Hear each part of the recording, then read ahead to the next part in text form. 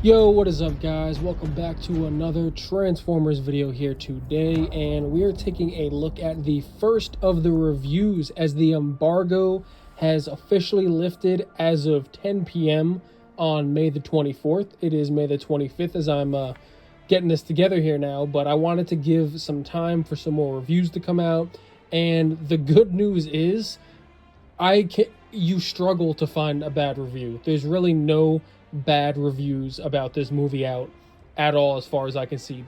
But taking a look at some of these reviews here, I mean, it's just building the hype even more because some of these are just crazy. So I'll go through all of them. I don't really have them sorted in any particular order, but we'll just go through one at a time.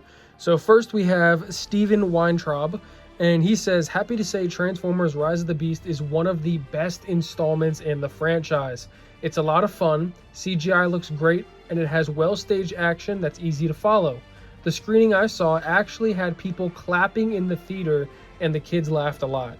Okay, we got people clapping in the theater. That is a good sign off the bat. I mean, we'll take that as how it is. People are clapping, and it's a Transformers movie. So, obviously, Bumblebee was great. Last night was awful. So, coming off of Bumblebee, which was great, the fact that people are clapping about this one, too, that's a very good sign. I am actually going to save this one for last, because this one's pretty interesting. But next we actually have, this isn't a reviewer, but we actually have Ahmed Best, who is the actor for Jar Binks, and he's slipping my name right now, but the Jedi, Kelleran Beck, the Jedi who saves Grogu in the newest Mandalorian season. He actually got to see it as well, and he just put on his Instagram story, it's a summer blockbuster that delivers, loved it. And he says Stephen Caple absolutely rocked the film, and he was posted up in front of a Rise of the Beast poster, but Jar Jar likes the film, that's a good sign. But moving on to another reviewer, Dorian Parks. Transformers Rise of the Beast took everything that worked from Bumblebee and amplified it. Anthony Ramos and Dominique Fishback delivered great performances, and Pete Davidson's Mirage stole every scene he had. As a fan of the cartoon and franchise, I really enjoyed this film.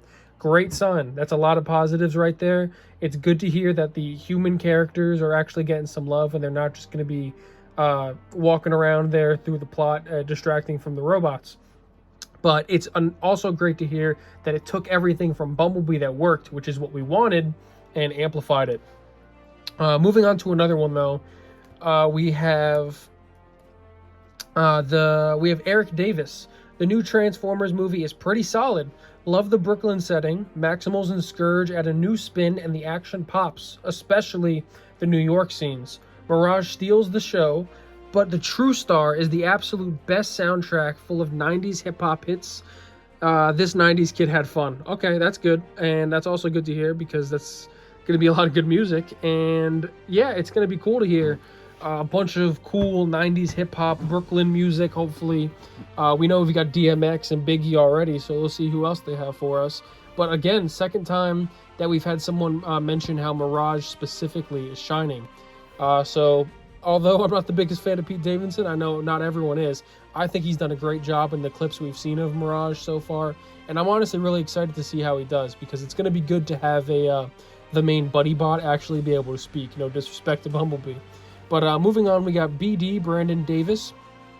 Transformers Rise of the Beast plays like the ultimate Saturday morning cartoon. Some dope Transformers action. Anthony Ramos and Pete Davidson are great, even if some of the dialogue is a little clunky.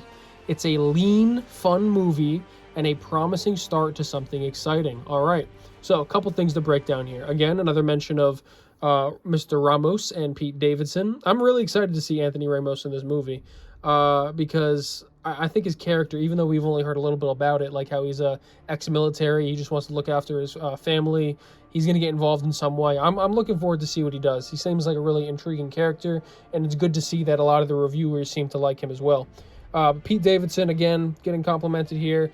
And here we have our first real criticism with some of the dialogue is a little clunky. And I think that was pretty obvious when we saw the first clip, where we saw the clip of the Autobots meeting the Maximals, where Primal first comes in, pounding the ground, and then Rhinox smacks Wheeljack, and you know what I'm talking about. That scene with the dialogue where he calls him Donkey Kong, and all of them seem very quippy with their lines, and that's what it may mean when it says the dialogue feels a little clunky. And if that's the extent of it, it is what it is. Whatever, I'll take it. But lean as well, another interesting word to be used. Lean, fun movie.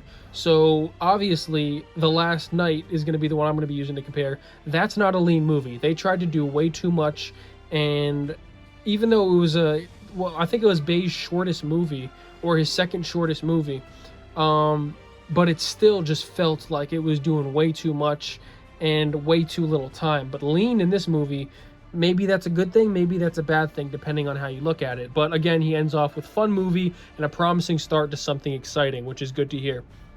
Now, and we actually have two more reviews here, and we're going to start off with the one by Jermaine Lucy, I believe that's how you say his name.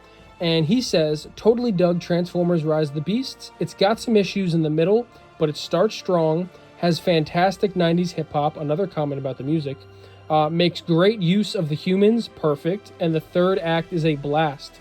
Plus, I damn near jumped out of my seat at the end, right up there with the first Bay and Bumblebee. Boom. So this is great to hear. Almost across the board, everyone's agreeing this is one of the better, if not best, Transformers movies. This guy straight up saying it's right up there with the first Bay and Bumblebee, which are often regarded as the best. If you ask people, the majority of people will say the best Transformers movie is either that first Bay movie in 2007 or the Bumblebee movie.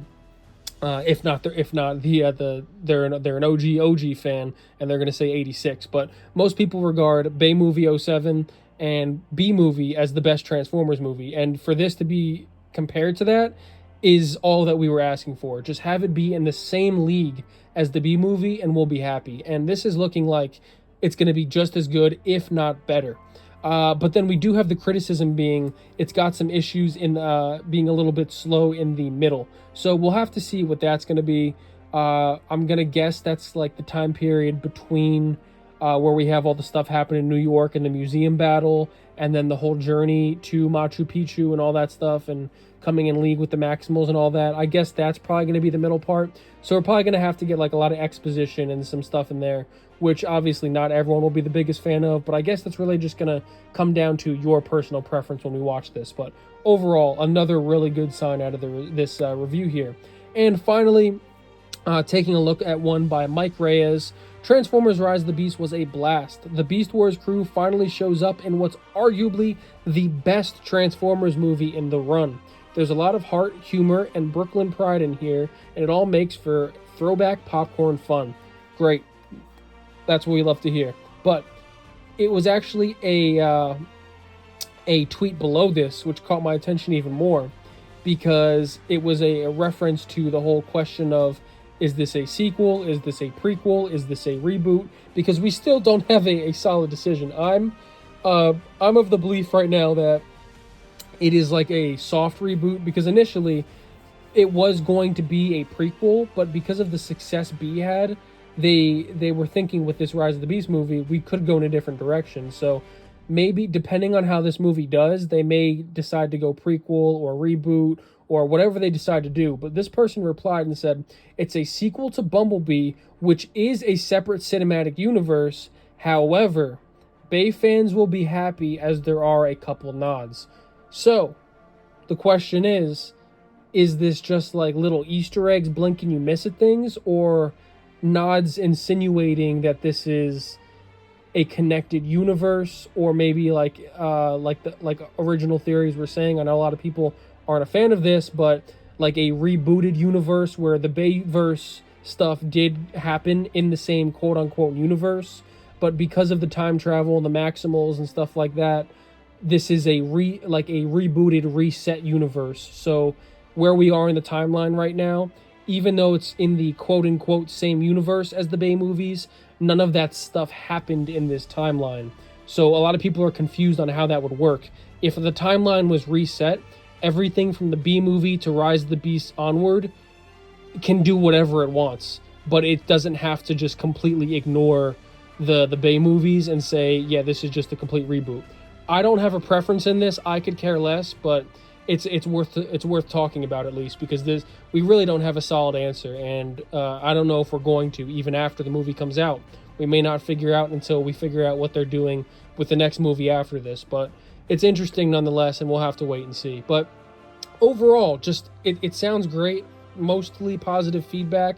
Well, overwhelmingly positive feedback, and this is the embargo just lifted. It's been just over 3 hours, and all good news so far. I'll keep monitoring it. I'll make another video if anything drastic changes and we start getting influx of negative reviews. But yeah, this is great to hear. Let me know what you guys think in the comments down below. Likes, dislikes, anything is appreciated. And until next time, peace.